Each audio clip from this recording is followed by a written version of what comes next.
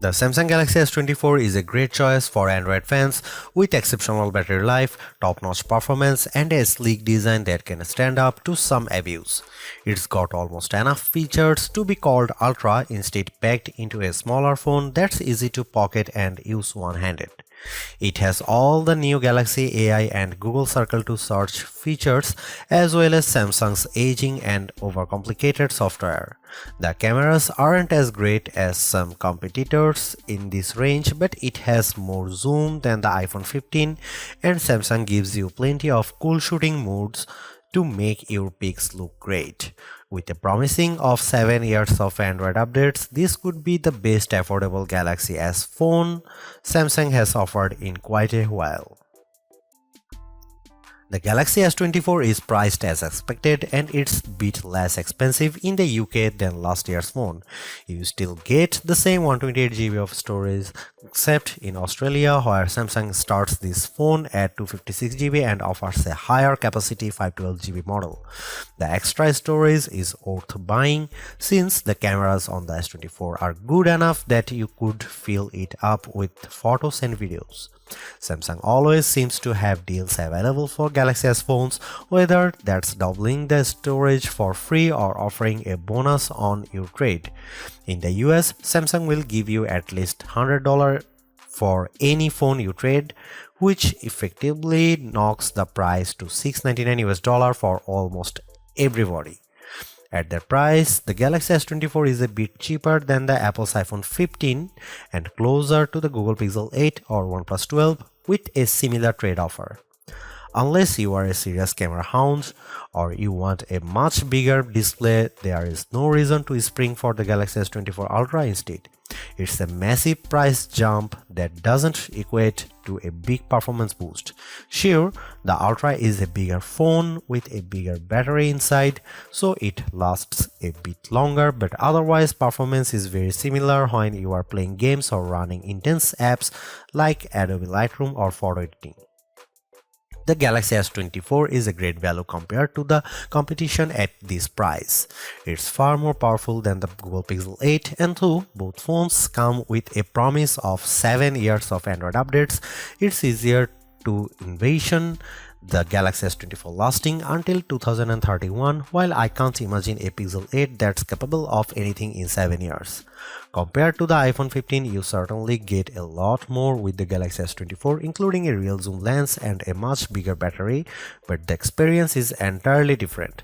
Apple phones work best when you know more people with Apple phones, so if all of your friends are on iPhone, it may be worth getting a phone with iOS 17 so you can name drop and blue bubble all you like. Apple phones also tend to hold their value better than Android phones, so that gap is closing every year. The Galaxy S24 may be the best model of the family, but it's no slouch in the terms of specs. It has the same Snapdragon 8 Gen 3 processor that makes the Galaxy S24 Ultra blazing fast, and it has more camera option and a bigger battery than a comparable iPhone 15. The display is also better than other phone size. It's brighter than even the Pixel 8, with better color accuracy as well. The Samsung pendulum sways back and forth between copying Apple and striking out on its own. This year, the Galaxy S24 is much closer to the iPhone 15 design than it has been in many years, while the S24 Ultra looks just a bit more unique. It's the curve at the corners of the display that really bring home the similarity. The Galaxy S24, like an iPhone, is well-rounded at the corners, while the S24 Ultra is all right angles.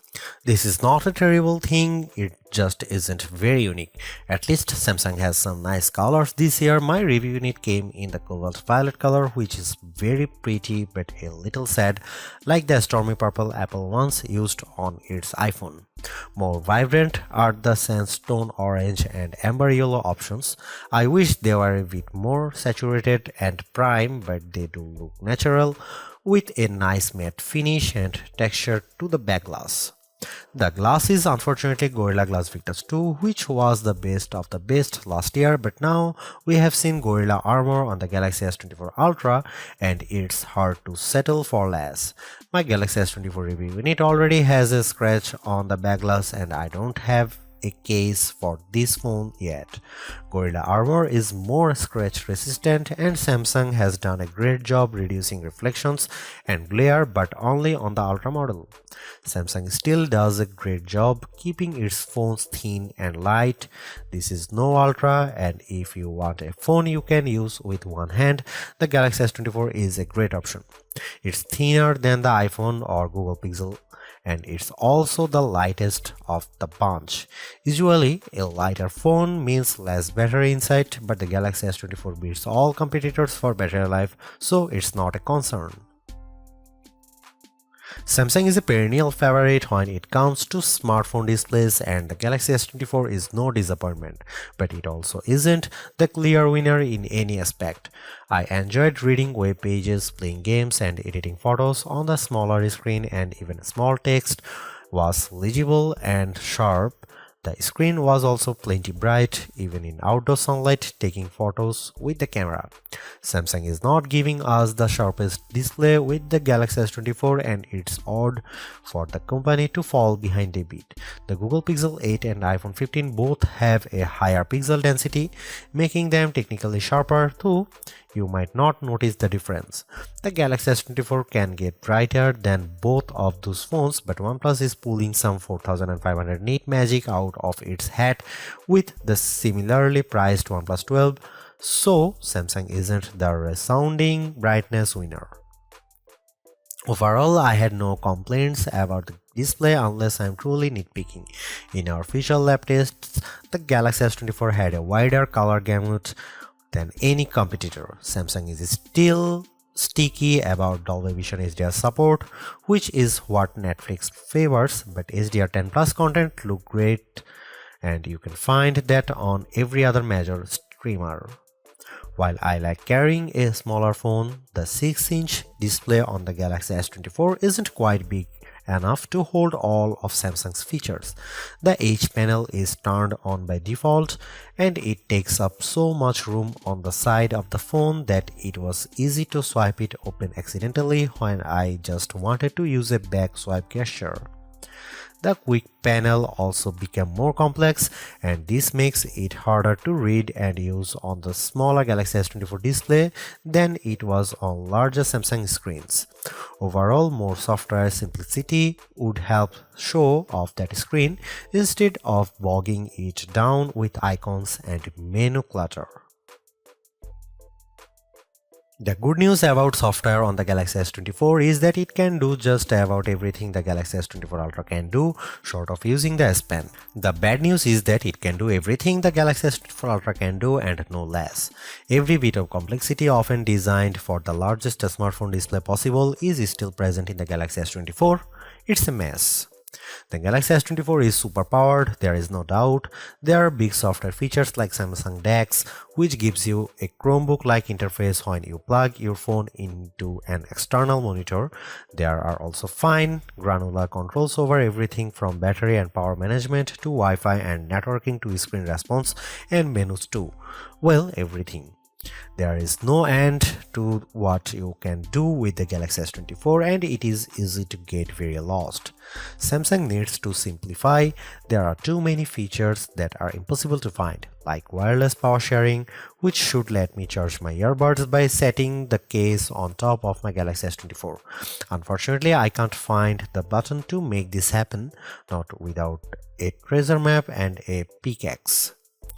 The software problems are starting to feel like laziness. In setting up my Galaxy S24, I was excited when my older Samsung phone found the new S24 quickly and offered to transfer all of my stuff. This process quickly failed without warning and I had to repeat it. After it failed the second time, I was asked on another screen to use Samsung Smart Switch, which somehow worked. Why not just start there? The first time I turned on the Galaxy S24, I needed to update a ton of apps in the Google Play Store and the updates failed, then disappeared. I opened the Galaxy App Store and found a slew of updates there as well, even though there was no notification. My Galaxy was suddenly downloading strange Samsung software, including a blockchain manager. I don't use anything blockchain at all. Then there are all the apps. There are too many apps from Samsung, too many apps from Google, and somehow even Microsoft gets its own folder. On a Samsung phone running a Google operating system? Good job, Microsoft. I hope it got what it paid for. All of this just feels lazy or cynical or both. It doesn't feel like Samsung has my best interest at heart from the moment I start using the Galaxy S24. It feels like the software is pushing me to do more, to buy more and use more. I just want simplicity. I just want it to work. Sure, the Galaxy S24 Ultra is our top camera phone, but that doesn't mean the Galaxy S24 is a slouch. Most of the great work Samsung has done improving its image processing carries through here. Photos I shot with the Galaxy S24 look better, more natural than photos taken with either the Galaxy S23 or my iPhone 15. You also get a real zoom lens with the Galaxy S24 and it helps a great deal. Having a real 3x zoom brings you closer to the field on the stage even if the zoom lens is paired to a awfully small sensor that produces images with more noise and blur than I'd like. No matter, neither the Pixel 8 nor the iPhone 15 has optical zoom around back, and real zoom is always better than digital zoom, all things being equal. You might occasionally get better shots from the main camera on the iPhone 15 and the Google Pixel 8 does a better job with low light images, but the Samsung Galaxy S24 is much more versatile. I actually find Samsung's different camera modes like the food mode or the dual camera video recording mode to be fun and useful. My baked goods look detectable when I shoot them with the Galaxy and the dual camera's video is great for reaction shots with my kiddo. Samsung also brings a bunch of AI tricks into the camera both in the camera app and Samsung's image gallery. I wish there weren't two photo apps including Google Photos, but here we are. Unlike the Pixel which gives you AI editing in Google Photos, Samsung keeps its Magic Editor software in the gallery. With Magic Editor, you can resize an object in your photo and move it around. You can erase the background entirely and replace it with something new. The phone will use AI to figure out what's happening in the foreground and match the new background appropriately.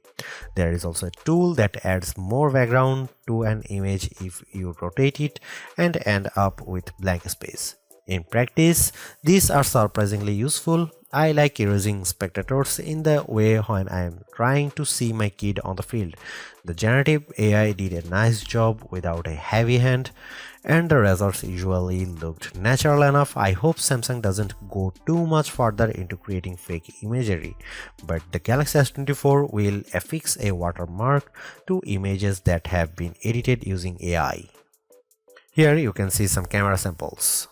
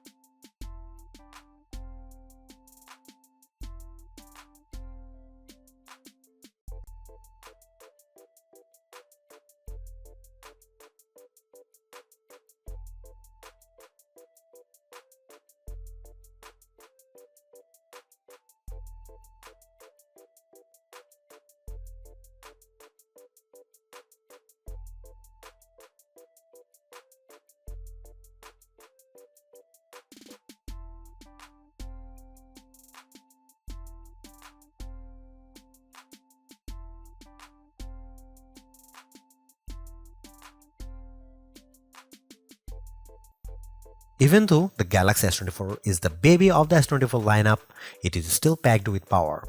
If the larger sizes of the S24 Plus and S24 Ultra don't appeal to you, but you don't want to miss out on the latest and greatest that Samsung has to offer, then the S24 is still a good buy. Galaxy AI is one of the big selling points of the entire lineup, and though I wouldn't quite say it's the reason to upgrade, some of the AI features do come in handy. I am mostly referring to Circle to Search and the generative photo editing tools, but the live translate and interpreter features will also be handy in a specific situation. And while the camera hardware hasn't changed, the software behind the image processing has definitely been fine-tuned. It's better now, in my opinion, with less burned into your retinas, vividness, and more realistic hues. There is also a lot to like about the new Snapdragon 8 Gen 3 for Galaxy chip, especially power efficiency. Even though the S24 only has a 4000 mAh cell, it has great battery life, all things considered. Plus, the performance with Android 14 and One UI 6.1 is fast, snappy, and responsive enough for pretty much anything you throw at it. If you are due for an upgrade this year, the Galaxy S24 is a good phone on your shopping list. It's not a must-have upgrade if you already have a Galaxy S23, but if you are upgrading from an older model, there is a lot to like here. Thanks for watching, see you in the next one.